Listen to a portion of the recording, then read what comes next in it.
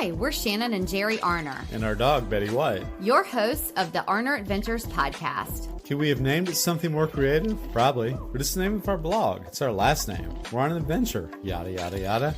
After owning our own business, working 24/7. And don't forget a mental breakdown in between. We made a lifestyle change and decided to make the most out of life. We sold our house, most of our belongings, downsized, and moved to the coast. We live life minimally, but fully. We live each day as an adventure.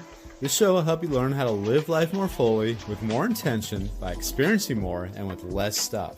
We'll talk about our own experiences, interview others who have much to share by creating a spark in our lives. Some days we'll share real-life ongoings of what we're going through, and others will talk about our favorite flavor of waffle. Come join our adventure. It's the Arner Adventures Podcast. Hi, everybody. I'm Jerry. And I'm Shannon. Betty White is hanging out with us, and we're back for episode 63. That's 63 of the Arner Adventures Podcast. Betty White is doing more than just hanging out with us. No, she is. Yeah. She is making some noise today. She is thriving. So if you hear her in the background, just know that she's having a good time today. She is. It's Saturday, and she counts down the days till we're both home with her. Yep, we are recording this on a Saturday. I'm glad you pointed that out. Yeah. Uh-huh. Well, today we have a spark in our lives guest. You know, we should probably have some kind of a soap opera soundbite when we say that, just to give it a little bit more dramatic flair. That's funny. Yeah, that would be funny. So our guest today, and we say this a lot, maybe it has something to do with why we invite these guests on the show, but Angie Callen is our guest, and she has so much alignment with us. She really does. She and her husband are Dinks. In case you all don't know, that's double income, no kids. Similar to us, they rescue their children, which are fur babies. They downsized dramatically a few years ago. We talk about that. Angie's an entrepreneur who wants to help you get rid of the Sunday scaries. Oh boy, that's the person for me. No, you don't get those anymore. No, I've gotten over those, but I had my experiences with them. Oh, I think we all do. We talk about that and how you can ruin your whole Sunday getting as you dread for Monday. We just want to make sure that we go ahead and tell you something really interesting. If you're listening to this episode with Angie Callen, it drops on Tuesday, February 28th. I was a guest on her podcast called No More Mondays, and that episode drops tomorrow, March 1st.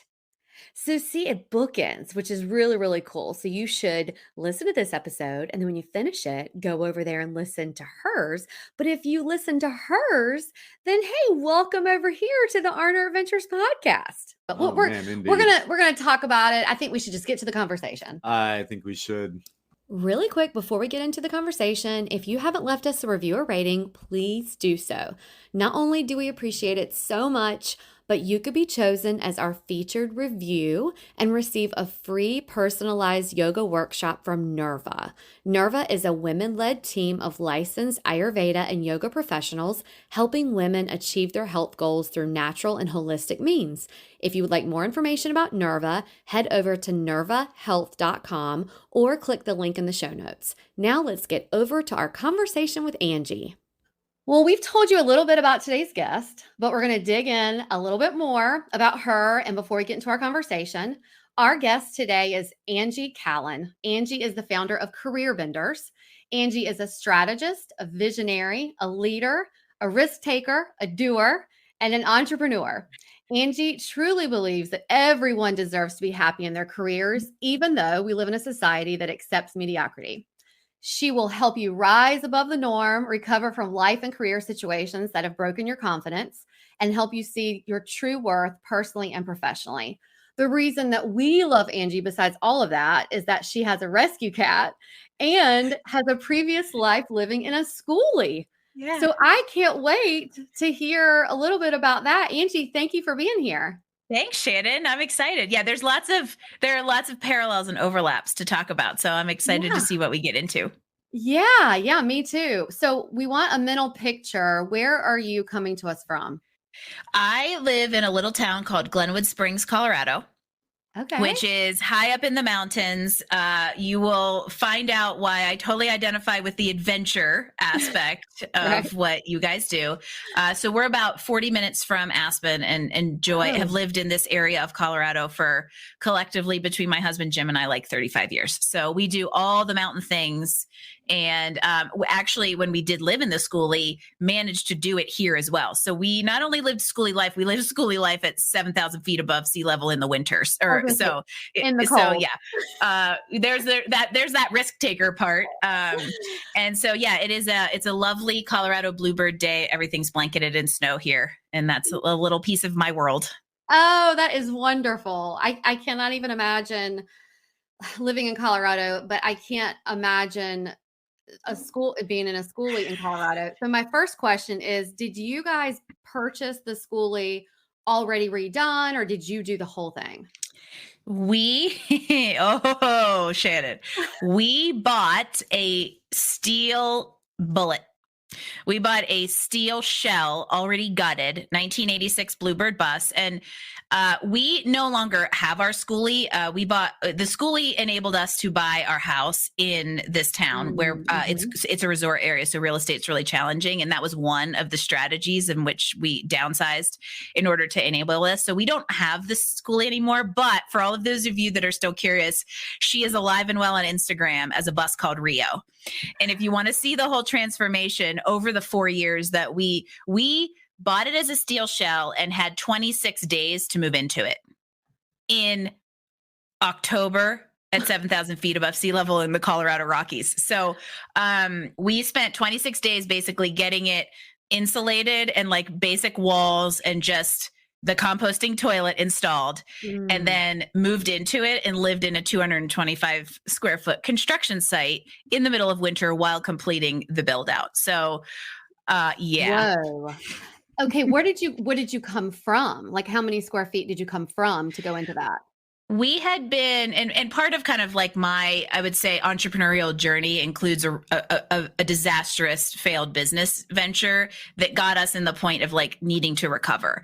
And so for us, downsizing and moving into a minimalist phase helped us rebuild. It gave us kind of that like our bare bones cost of living, and so that I was able to then put resources into career benders, which kind of got us back on our feet and rebuilt. So it was a very strategic big part of our life. And as Jim says, I don't think liked schoolie life at all, but totally understands the means to the end it provided us. I loved it. It was a cool factor. It was fun to take pictures, all that kind of stuff. It was very rewarding to build it out. But that we had gone from 4,500 square feet to 600 square feet for 1 year, and then went from the 600 square feet to the 225 square foot schoolie. Whoa. Yeah. Okay. When we downsized, we went from about, I'm trying to think, maybe it was like around 2,000 square feet down to 550, which to us was significant. That's significant. Yeah. Yeah. I mean, now we're in about a 700, so it's a little bit bigger, but I remember that transition, but I cannot imagine doing, and I would love it. I would love the opportunity, but I can't imagine that big transition and it being into a schoolie. And Oh yeah. And don't get me wrong, there was a storage unit. There was a storage unit that I am still continuously shocked how much stuff we packed into. I used to joke with people that it had like 3 pieces of heirloom furniture and a whole lot of outdoor adventure gear in it. And when we unpacked it, when we moved into our house in July, I was like, okay, I was right. Oh, wow. Okay. All right. Well, that, you know what? You check that box. It's an adventure. Yes. And, Yes. anytime. And not for the faint of heart, anybody out there. I mean, schoolie living is awesome, but it's also work. I mean, we had a tiny wood stove, so there was time and energy going into the systems like tanks and all that kind of stuff, and have to be very actively, emptying, filling, and all those kinds of things. So, it's super fun. It's an experience. There are probably a finite number of people that you can live in that small of space with. So make sure you have one of them. And everything you ever do in life after tiny living is just 10 times easier. It really is. I mean, it really is. We don't even, and then I'm going to get back on task, but we don't even use our like big stove, like big oven. Like we still use our toaster oven because it seems like it's so much energy when it's just the two of us. And we lived for, I don't know, a couple of years just using our toaster oven to cook in.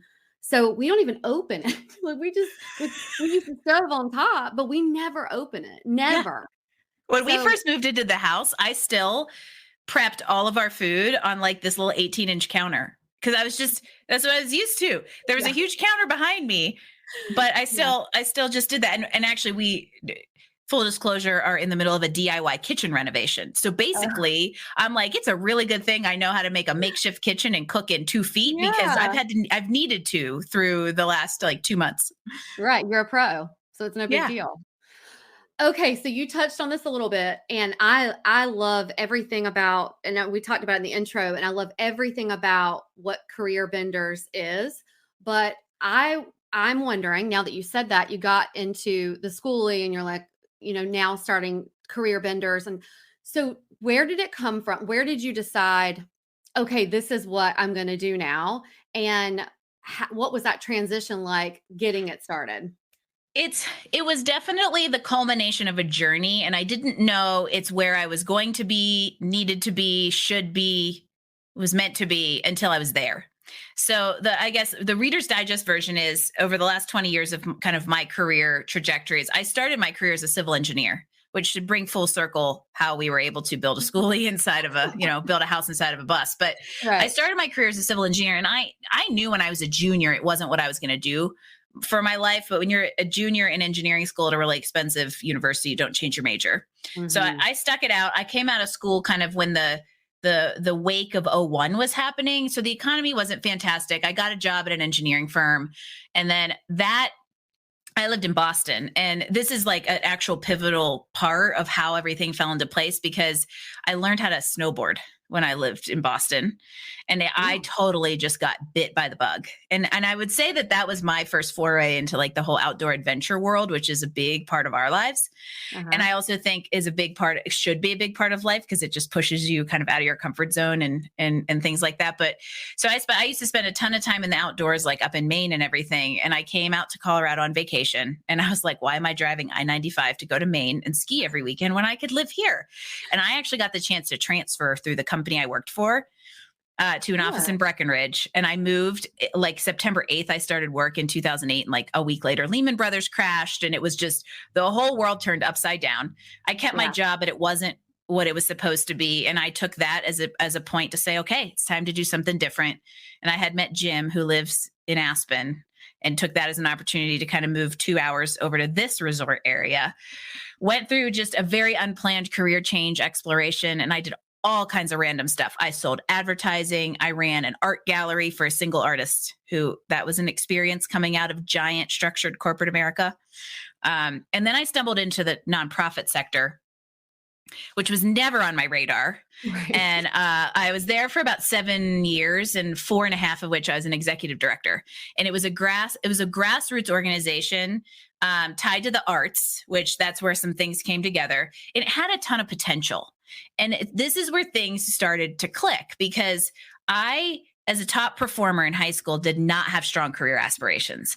And it's taken 20 years to realize that I felt really self-conscious about that back then. And a lot of it is because of the entrepreneurial piece of me never got fueled back then because they don't teach entrepreneurship in school, let alone in podunk Pennsyltucky is what we like to call it. And so a lot of things kind of came together and made sense. And when I was ready to leave, and when I decided to leave the nonprofit, I knew I wasn't going to go run another nonprofit. It was time. It was time to do my own thing. And, we had gotten into this business venture that didn't pan out. We bought a business. It was a product-based business, high overhead, like just high risk. And it didn't pan out, but like I knew I still wanted to be in that space. And I've always had the capacity to coach and consult. And I did it a lot with artists and stuff like that when I was running the nonprofit. And so I kind of was at this point where like, okay, I'm going to start a business. It needs to be low startup, low overhead, which basically means it's coaching and consulting. And I got smacked in the face with the career specialty. Like it was just a chance conversation. I remember exactly where I was, who I was talking to. And it was a friend from college. And she just happened to say, yeah, I've been working with a career coach. And I was like, it was like an aha moment. Yeah. And I knew, I was like, I have a perspective and I have a voice to talk about this. I've worked in lots of different industries. I've gone through my own career changes. I know I can do this. So I just started. And that was we just celebrated our 5-year anniversary. Oh, And congrats. then, yeah. And then about 9 months into that venture, which I cut the cord and went full force into it. And about 9 months into that adventure is where Schoolie Life came in and really allowed us to free up resources and really grow the business. Oh, that was a great opportune time Mm-hmm. for that to work out. Yeah.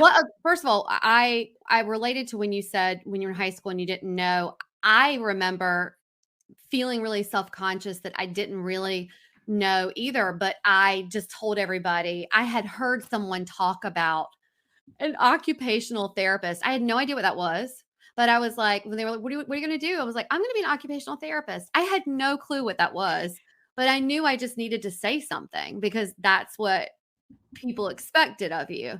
And then now I'm like, yeah, I didn't ever want a specific thing for someone else. I sort of wanted to make my own path, and that's sort of what fuels me. So I love that you that you were able to say, okay, career benders, and this is going to be my way to take in all of these things that I've learned and all the different pieces and turn it into a business, which is the dream, right? I mean, having a business to do, number one, what you love, but then number two, what you're really skilled at, which is knowing a lot about pivoting and about different roles and all that. So that's great. Well, it's funny that the occupational therapy thing, here's my parallel to that. When I was in high school, my dad was my high school math teacher. And I had him for 3 of the 4 years of math in high school and all like the accelerated math classes.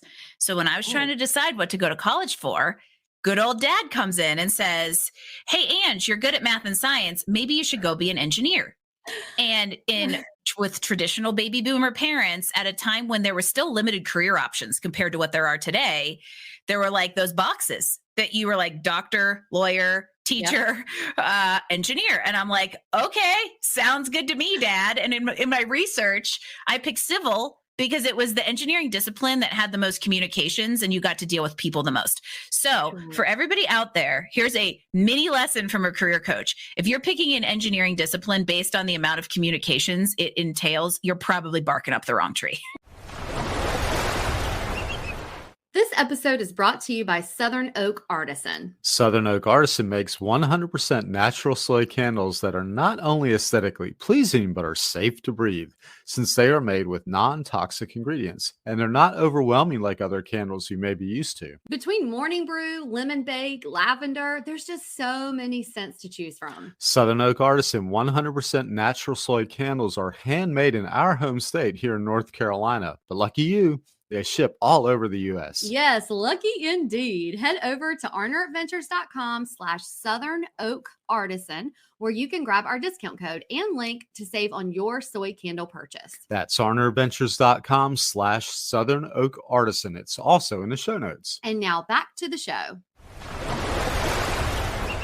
Sort of like radiologist, like someone who goes to all that medical school and then sits in a dark room all day and just reads images. You're like, I mean, do they thrive on just being quiet all the time? Or do they get out of there and they get crazy by communicating with everybody? I just always wonder how that is. But yeah, did you know what you're getting into? And I think that kind of segues us towards where you were going, and the idea that the professional landscape has changed a lot in the last 10 years, and then it changed even more in the last 3 years. And there are way more career options now.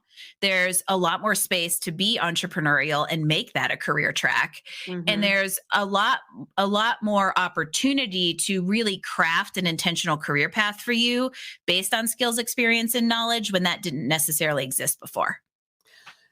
So we're talking about being like self-conscious and all that in high school, but as a full-grown adult, and maybe I'm speaking from my own experience here, but I'm just curious, when you have these different roles and we're going, into, one position and then, okay, I'm going to pivot and go over here and then go over here. Were you self-conscious even as an adult going, I'm supposed to land somewhere and be there for a while? Like, did you have that in your head? I think I probably should have. If I'm totally honest with you, these were I'm going to say, like pushing the boundaries of recklessness risk versus informed educated risk, and all of that totally comes into my perspective on career coaching and job search strategy today, by the way. And for me, it was kind of like, what's presenting itself, take it. And in general, I have my perspective on the kind of like professional development and career planning is very much life based. Design the life you want to have, and then create a career path and seek a career path that's going to support it.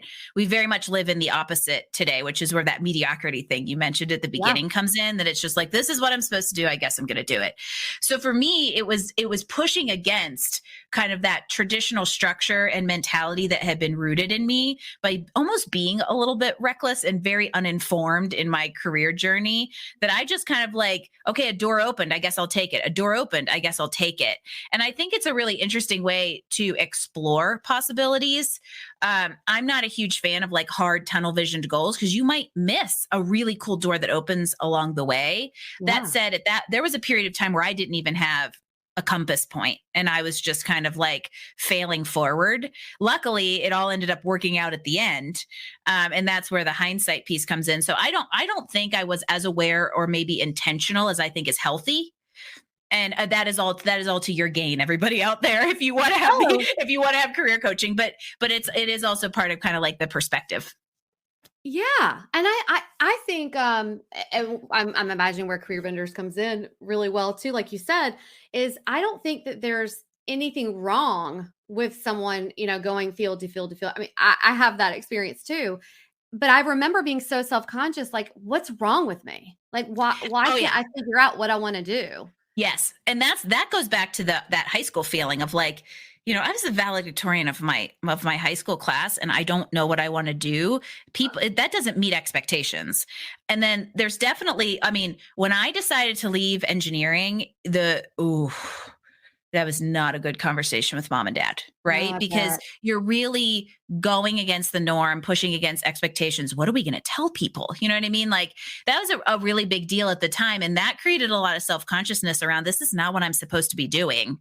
But there is a huge difference between here's what I'm supposed to be doing, or here's what society expects me to do, and here's what's right for me. And I think it's really important to lean into what's right for you, as long as you're not like hurting people in the process. Right. No, I completely agree. So when and this is interesting, this is coming up because I had another conversation with someone recently about where she is in her role now. And it came from, experience and challenges and things like that. But I asked her a similar question, is when you are working with someone now, do you feel like it helps to have, and do you have like empathy for them not knowing or being this, like, feeling lost or maybe feeling like they want more? Are you able to sort of hone in on your previous experience to help them through that? Absolutely. And I tell people, like, so I do a lot of career coaching, but I also coach coaches and people who want to get into this. And a lot of them will say, I don't have anything to coach. I don't have any expertise. And my response to that, and the reason I'm using it as the answer to this question, is you just have to be one step ahead of somebody, and but to be able to understand and empathize where they're at in order to guide them through something you've also gone through. And I think empathy is it is a huge building block of the success coaches have, because you need to be able to connect with the people that you're guiding in that way. And sympathy is good. There's definitely situations where I can't fully put myself in it and I have sympathy for what they're going through, but empathy creates, I think, a higher level of trust and understanding and a deeper ability to guide through it. And if that's any like example to you, I use a lot of personal stories as in my coaching in order to help people understand that I get it. And it just builds this really interesting relationship Yeah. that helps us go forward, because it also gives me confidence in guiding a process that I have context for and Mhm. and can work somebody through. Right. So tell me what the process is like. Who is your typical client, your client avatar? Who comes in and are you working with most? And then tell me what it is that you do for them. I mean, it's more coaching and not like job placement, or do you do a little bit of both? Do you have contacts where you help them get a job, or how does that work? Yeah, it's a little bit of everything now that it's been so long in business, but I specialize in kind of mid-career professionals, executives, largely in the tech space because of my background as an engineer. There was a lot of connection there. Mhm. And I work a lot with people who want to level up. And maybe there's either an experience gap or just that idea of like, I haven't done it yet, so how do I convince somebody I can go do it? And the positioning, right?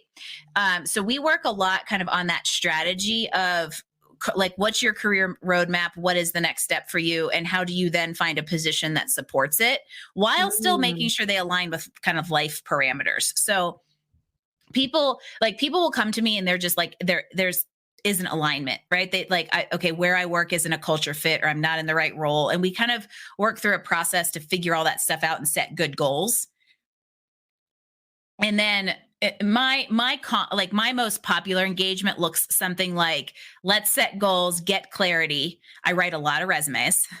Uh-huh. And then working people through an execution plan that's kind of like all the things from how to network and how to be your own recruiter to in-depth Mm. interviewing, offer decisions and salary negotiations. And there's a lot of confidence building that happens across all that process, because a lot of people will say, well, I can't go do this thing because I haven't done it. And I'm like, well, if you go do something you've never done, we certainly wouldn't have innovation and nobody would ever get to the next stage of their career. So like Right. building confidence and helping them kind of see themselves through a third party objective eye can really help to that extent. I don't do job placement, but anywhere I can create connections in a network, I do. And I empower people to go kind of champion themselves in that way, Sure. Sure. since headhunting isn't really a thing anymore. Mhm. And so, for me, I really like being involved in the whole like start to finish process. So, my perspective on coaching is that inspiration isn't the deliverable, it's the starting point. And so I take Mm. a really kind of practical, tactical, exactly what you would expect from an algorithmic thinking former engineer. Like I take that kind of like tactical approach to coaching and giving a lot of action items because I want that. I want to see the outcome. Right. So I know that your content online is also about reducing the Sunday scaries and not dreading Mondays, which also leads into the title of your podcast. No more Mondays. Hmm. So would you say that when you're doing your coaching that it's important for them to, be confident about getting into a role like we've been talking about, that they're really passionate in, where they don't dread the next work week or whatever it is that they've, have that they're gonna land in? Like, is that part of the conversation? I would say yes, and that's part of that whole goal setting piece. And I'll say this for anybody out there listening who isn't where you want to be, it doesn't necessarily mean you have to go make your passion your career. A lot of us have passions and hobbies that shouldn't be our careers because they probably don't make money unless you're really, really good at it, right? Right. However, I think that you can if you're disengaged, you're unhappy. The landscape right now in the workforce, like 40% of workers wouldn't wish their job on their worst enemy. Hmm. I mean, that's a statistic that's popped up in like the last 9 months to a year. I mean, there's been the whole 70% dissatisfaction stat for a while, but this 40%, like literally 40% of you think you're working in hell. That is no way to live. You do work more than you do anything else in life, including sleep. And if you Hmm. hate work, you probably hate life. And in my mind, you don't have to like get up every day so exhilarated because you are just so excited to go to work, but you sure as heck shouldn't dread it. And that's where Right. this idea of like no more Mondays come in, because a lot of people who dread work end up having Sunday anxiety about it. Like we Mhm. literally have a t-shirt that says, don't let Sundays ruin your Mondays. And it's totally true. People end up losing Oh, hours of their weekend because they start creating anxiety Sunday afternoon because they have to go to work on Monday. And if that's you, we certainly can get you into a better spot. You're so right. I've known people and in my life, they're probably listening to this now, that they used to cry every Sunday because they were dreading Monday. Another person I know gets migraines every Sunday because she's thinking about Monday. Yeah. And you were talking about if you're miserable at work, you're probably miserable in your life. You're so right, because we spend so much time working. Which probably means the people you live with are miserable in life too, because it trickles down. Right. I mean, yeah. And then okay, here's a question for you. What's your opinion of the hustle culture that exists? So you should probably know, Shannon, asking me for opinions is dangerous because I have never ending opinions about just about anything. So I have tricky opinion. I have kind of competing thoughts here because I am a hustler and it isn't always the healthiest thing in the world. I am too. And it's not healthy for me, but yeah. And what's funny is I work with a lot of people who have the quote unquote side hustle, and I've started trying to rename it and stop calling it a side hustle out of respect for it. And I call it a part-time job that you're going to make your full-time career. I got to come up with an acronym for that. But then I also am going to go down a slippery slope and say, I think the converse to the hustle culture is now what we have cropping up with this quiet quitting. And I don't think either of them are really a good place to be, because I think you can be in a hustle season where you maybe need to, like, it's go time. January, February in my world is hustle season. It's the busiest time of the year, but it isn't sustainable to maintain that constantly, because even if you have a high capacity to hustle, at some point you're going to crash hard. You have heard me tell you about Nerva, the women-led team of licensed Ayurveda and yoga professionals helping women achieve their health goals through natural and holistic means. Now that I've been in their program for a couple of weeks, I'm just still so amazed at how much this program is tailored to me. I've had a virtual conversation with my health professional, my yoga professional, and get an entire yoga and meal plan created, again, just for me. I can chat with my health coach anytime I want. I actually chat with her and not a bot.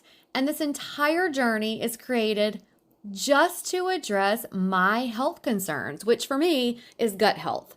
Head over to arneradventures.com/Nerva to book a free 15-minute consult to address your health concerns naturally through the Ayurvedic lifestyle. You can use code NERVA20, that is NIRVA 20, when you move forward with their program. Stay tuned as I share more about my experience with Nerva with you. And now back to the show.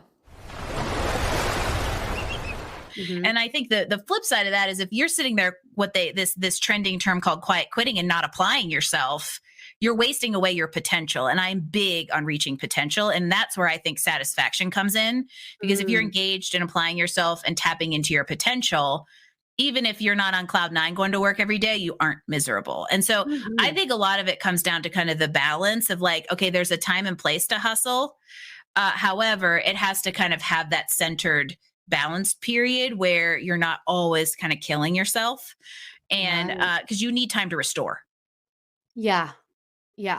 And I think when you were talking about earlier, the passion, I've been in roles, entrepreneurial or even not, that I hustled because I thought that's what I was supposed to do. And then I've been in my own roles, entrepreneurial, where I loved what I did. And then I hustled, but the end results are still the same.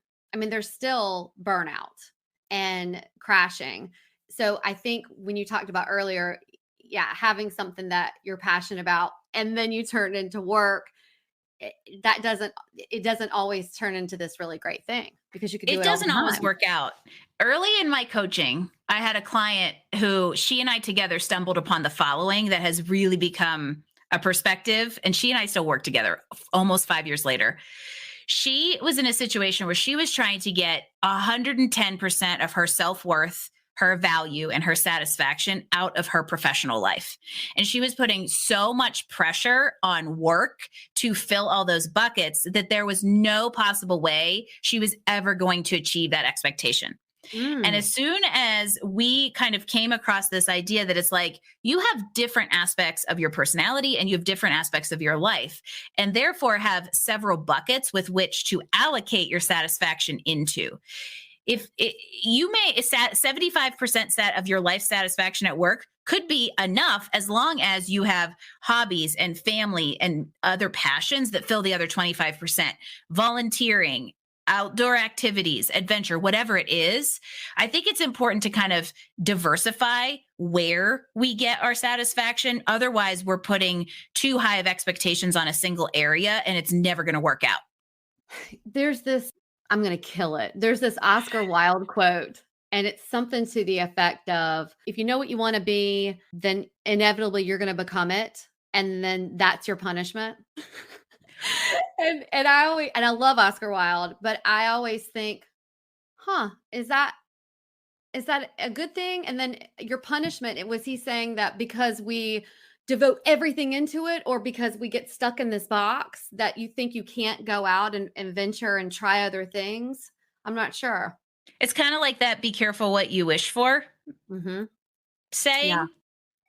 Do you get people who come to you and they have been really burned out and they say, okay, I just need to move forward. I need to figure something else out. I want something that is going to be not necessarily. I guess what my question is, does everyone who comes to you go, I want to thrive, I want to find something I'm excited about? Or do people come to you sometimes and say, I want this to be work, this box over here to be work.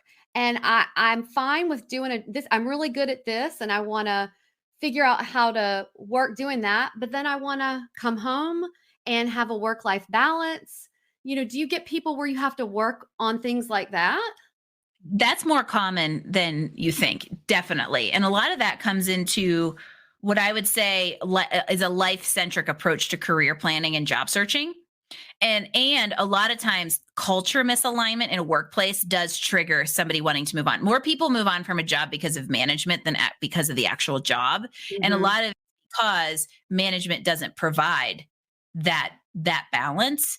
And that's where looking at what do you want, what is working and what isn't working are two really, really good things to evaluate. And sometimes if you can't figure out what you want, knowing what you don't want provides a good starting point, because you can always figure out the counter. And a lot of times Mm. that's what we go through. The number of times I've said to somebody, okay, what isn't working is very like foundational to kind of discovering what should be next. And I would say the next is kind of a caution that if you go too far into burnout, the time to recover becomes exponential. If you fall off the precipice there, you end up being in a headspace where you don't have the confidence, the vision, or even the hope that there is something out there that can be better for you. And in those situations, when I've coached people from that, it just takes a really long time. I mean, I have worked with clients who it's like, you got to quit your job. Right? If you have a job that's precluding you from getting another job, either because it's too demanding and you don't have the time, or it's taking a toll on your mental health, that's something to think about. And a lot of times in those situations where the burnout is real, you need time and space to recover so that you actually even have the capacity to explore what's next. I think what is a big turnoff these days, it is for me, but I read about it and I read comments about it when people are talking about their jobs and, the Great Resignation and quiet quitting and all of that.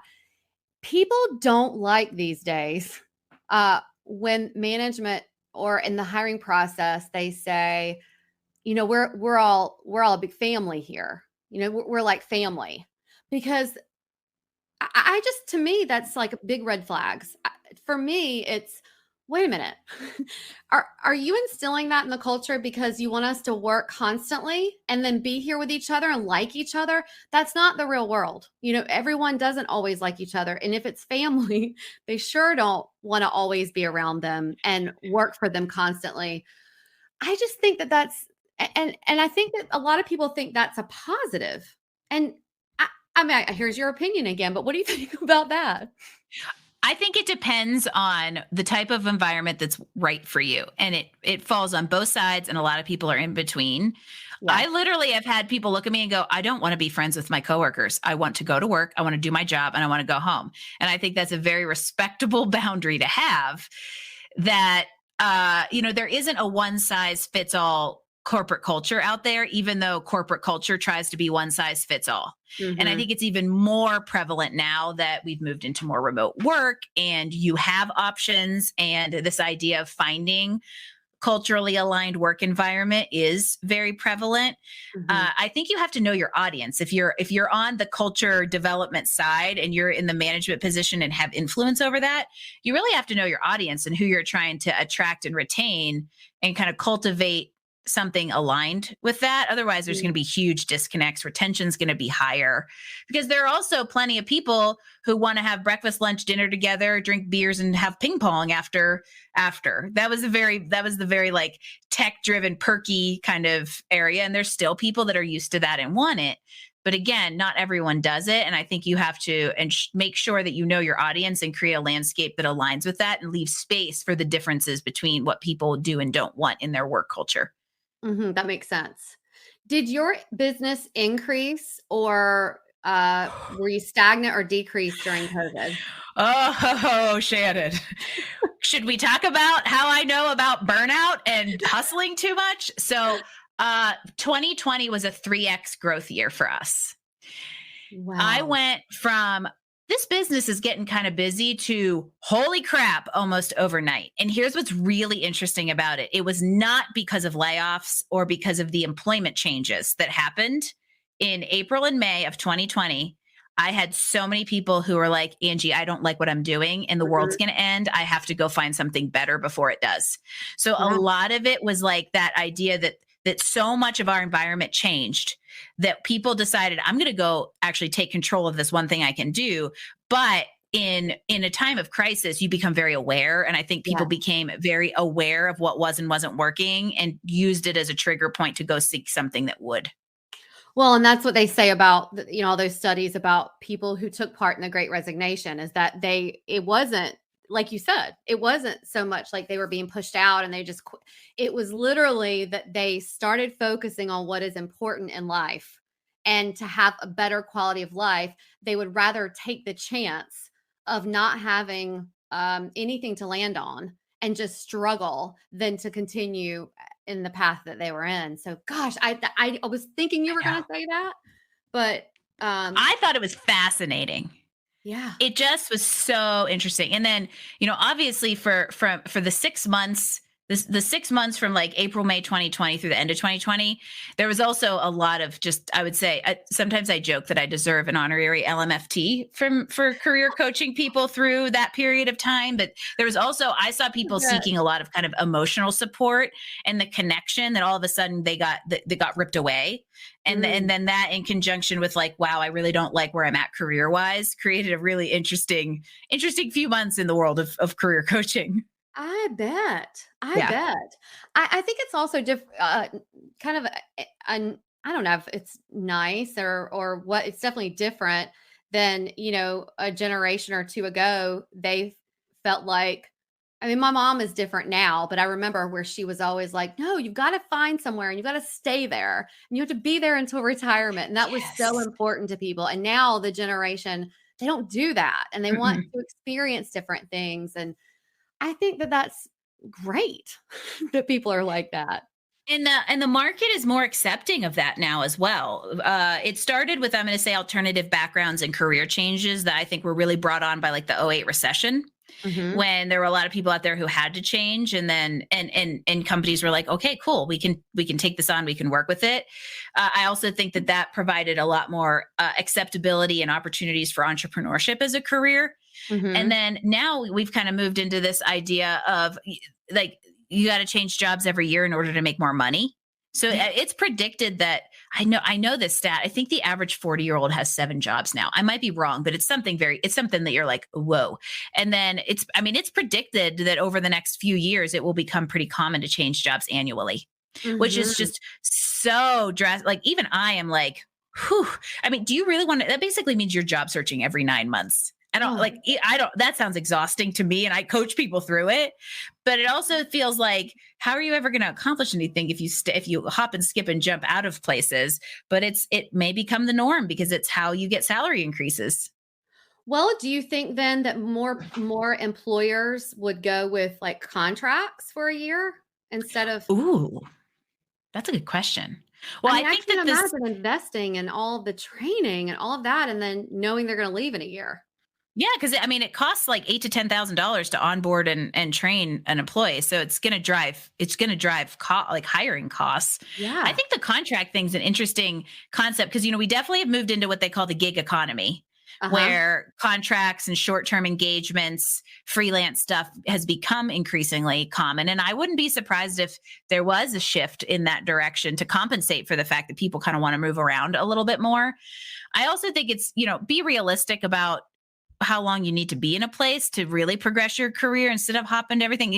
18 Yeah. months to 3 years, I think, is a really good number because you get a rest, you have a home, you can accomplish things. If you're higher up the food chain and you're starting to get into like an executive level, you don't even have your feet under you after a year. So I Yeah. think you also have to look at like and constantly like, oh, I got to get a raise. I got to get a raise. It can be, I think, also very exhausting and taxing instead of being Mhm. grateful for like non-monetary factors Yeah. at play in your overall like job landscape.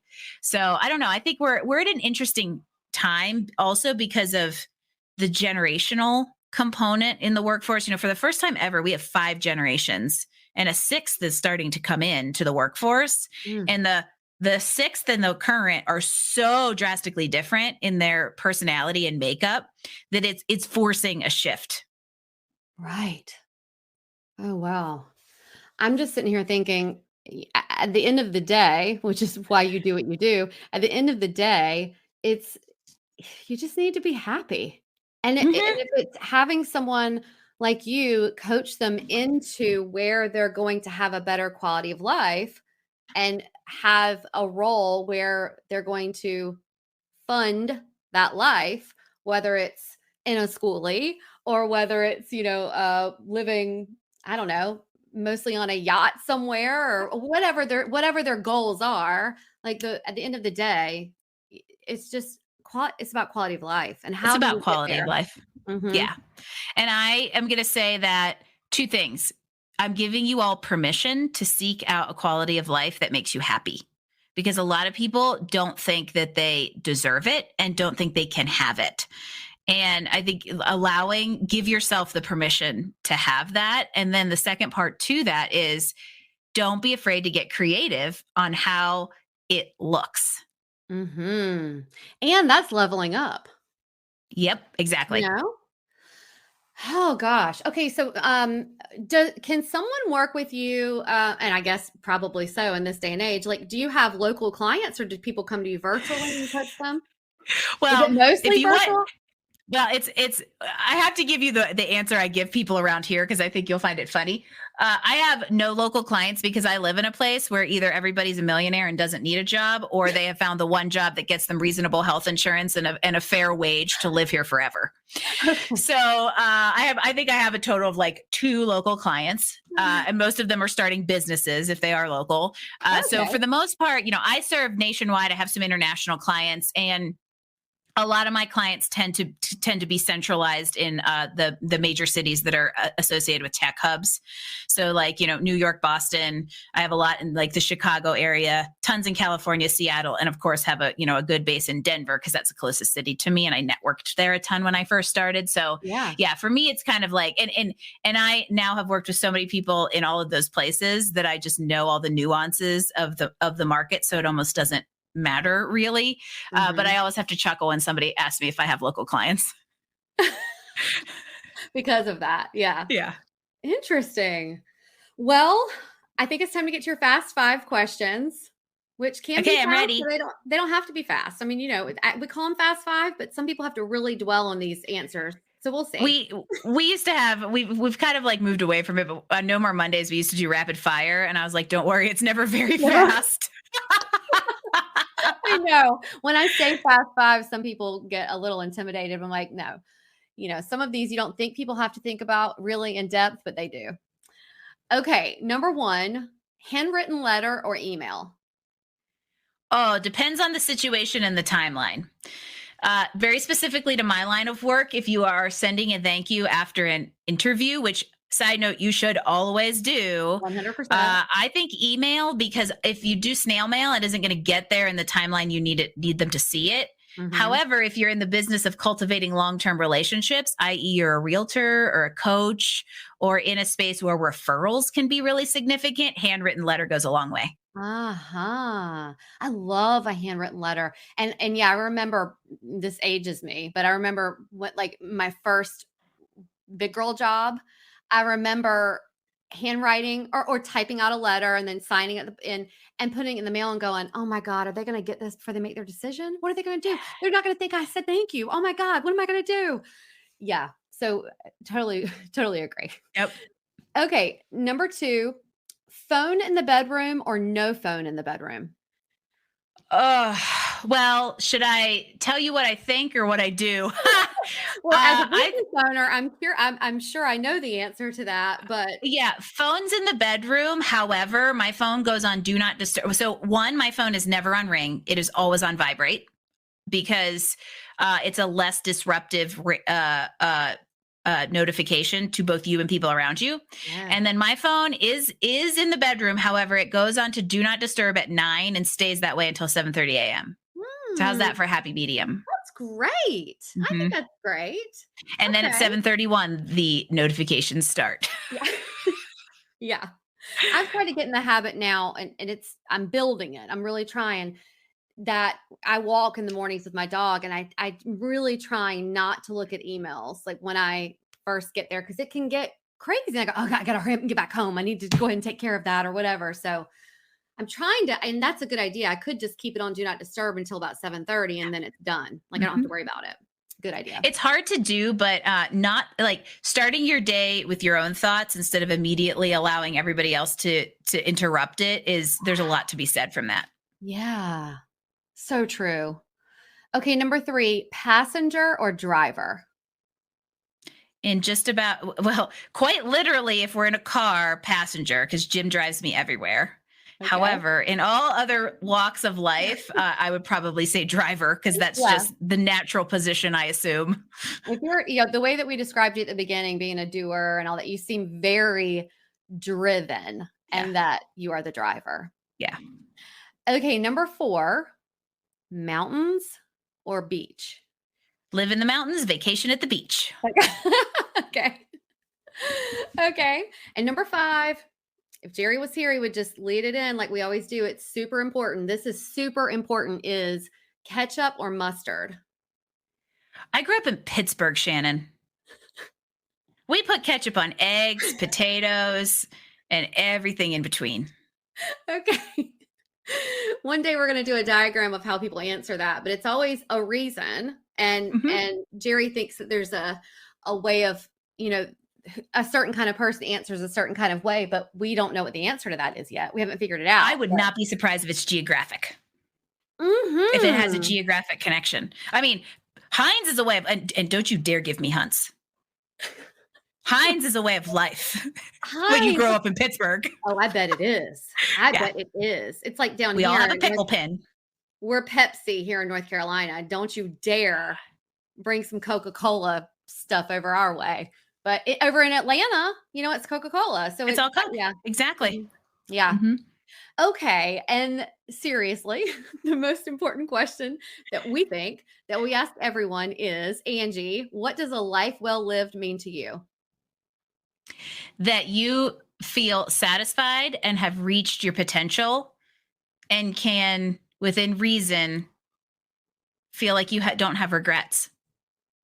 Mm-hmm. What's that book? The 5 regrets, or the 6 regrets of the dying. Yeah. There's a lot to be said and to learn from that, because nobody ever goes out, and this is a dark way to take it. However, This comes up a nobody lot, ever by the goes way. out. Nobody ever goes out saying, I should have worked more and made more money. Right. And just keep that in mind when you're trying to figure out what satisfaction looks like and how you leverage your potential to meet it. Or I'll add to that, I wish I had more crap. I wish I had more stuff to fill my home. Here goes our minimalist life. Yes. It was amazing. I will tell you, when we live schoolie life, it is amazing what you don't need when you don't have room for it. I know.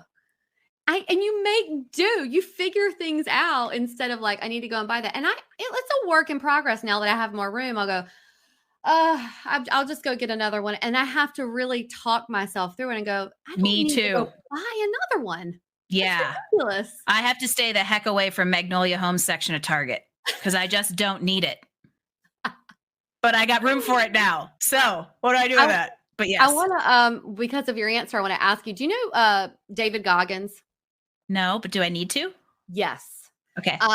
David Goggins, the book is called Can't Hurt Me. He just came out with another one called Never Quit or something. But anyway, fascinating story. I feel like I talk about him a lot, but you said something that he says in his book is that whatever you believe, whether you die and go to heaven, whatever, at the end of your life, when you're transitioning or whether you're looking back at your life, he says he never ever wants it to be where when he's facing God or whoever he's facing, that he has to look that person in the face or look himself in the face and say, I really phoned it in.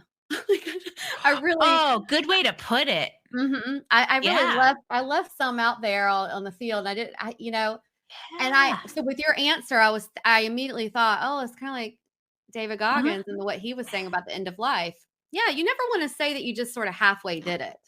And I don't think you have to wait till you're at the pearly gates to ask yourself this question, by the way. No. I think a very practical real world example of when I use that idea of like, what are you going to regret is when somebody can't decide on whether to take a job offer or not. Or I'm like, are you going to regret not taking this opportunity?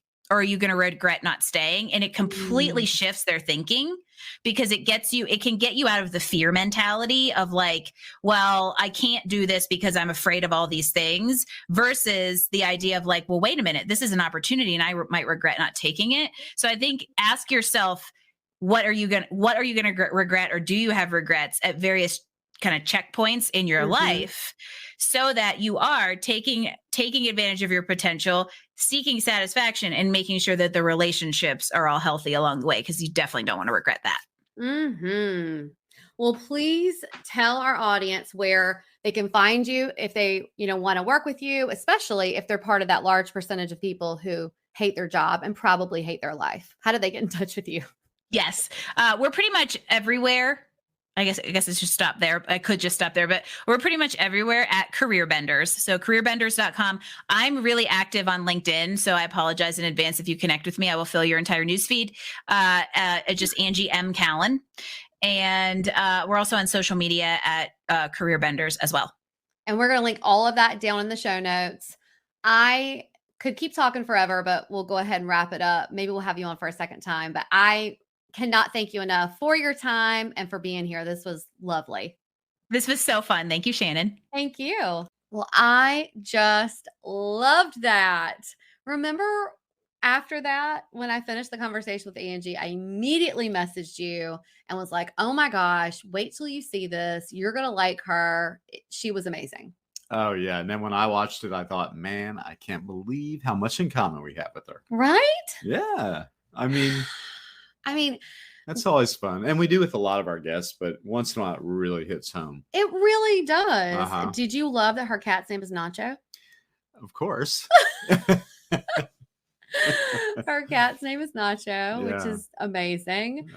Well, if you're someone who really hates Mondays and your Sundays are awful, go ahead and reach out to her. I mean, we've learned the hard way, and Angie too. And that's why she's an expert in this, that life is too short to hate your job and it's too short to waste your Sundays and your Mondays.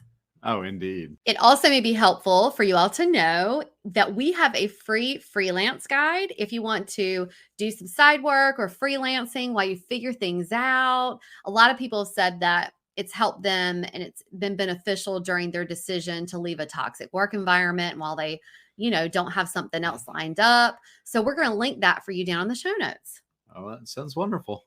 If this episode resonated with you, or if you know of someone who would benefit from anything we talked about today, or any episode, our guests, or anything, please share it with a friend.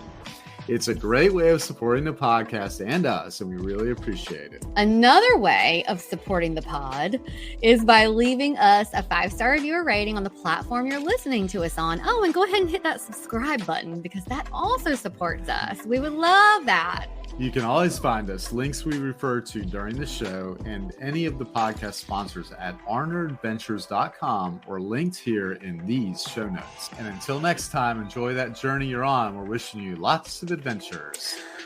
Adios. Arrivederci. Au revoir. Adios. Sayonara.